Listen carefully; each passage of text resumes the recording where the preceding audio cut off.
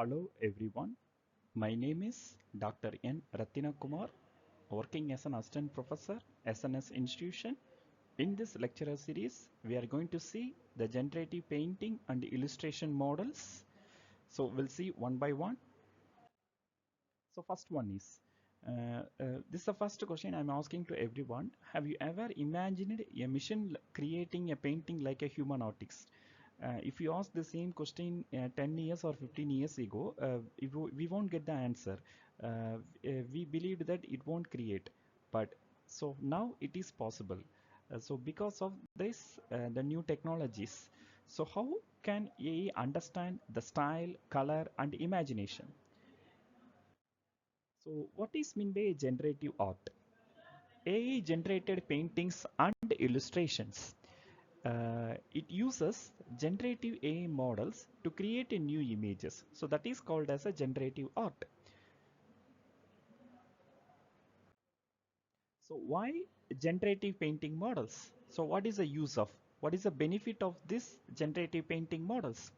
It enhances human creativity. It saves time for an artist. It allows anyone to create an art without knowing the person who does not aware of the art. They can also create art with the help of this new technology. So that is a major advantages. That is a major reason for we go for a generative painting models. Then third one is it support multiple stylists. For an example, we can use different options. With the help of that, we can create a new models. So next, how generative painting models works. If you understand these 4 points, we can easily understand how it works. This is just an overview of this particular. First one is uh, text prompt given as an input. So that is a very basic things. Then second thing is after we give an input, AI understand the text meaning. So after understanding, it learned patterns from that millions of images. Then finally, it creates a new artwork based on the learned styles. So if you see the diagram right side, so this is just an overview that first we can give the prompt as an input, then after that text understand it, then learn patterns, then finally it creates. Next, we are going to see the mid-journey model. It is a cloud-based AI art generator, works using text prompts, focuses on artistic and creative styles. It is widely used by the designers and digital artists. The next, we are going to see the stable diffusion models. It is an open source generative models.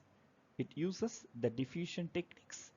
It allows local image generation, and also it provides more control over output style and the quality. Yeah, next we are going to see the design thinking approach. As we all know that empathize, define, ideate, and prototype and test. First one is understand the user art needs. That is very important. After that, we can decide the theme and style. Once we decide the theme and style, we can write the prompt. So that is a new prompt, creative prompts. Then after that, we can generate images. Then further we can improve after getting the feedbacks. So once we receive the feedbacks, then we can fine tune it. So what are the challenges in generative painting models? These are all some key points. It quality depends upon the prompt. How we can give the prompt. Based on the prompt it generates. So the quality of the prompt is very important. Then copyrights and originality issue. This is a major, not only in this particular model, whatever the new technology comes, this is a major issue. Then limited control in some output. Yes, of course, once you start to generate, then you can feel it. Then some of the ethical concerns. So these are all the some of the challenges in generative painting models. Yeah, these are all the applications wherever it can be used. We can use it in the book and album cover design, game and movie concept, marketing posters, social media illustrations. Yeah, this is a mind map. So whatever we have seen, I have displayed here: mid journey, stable diffusion, text prompt, design thinking, and applications. This is a quiz I have always asked in the end of the session to encourage the students. Thank you.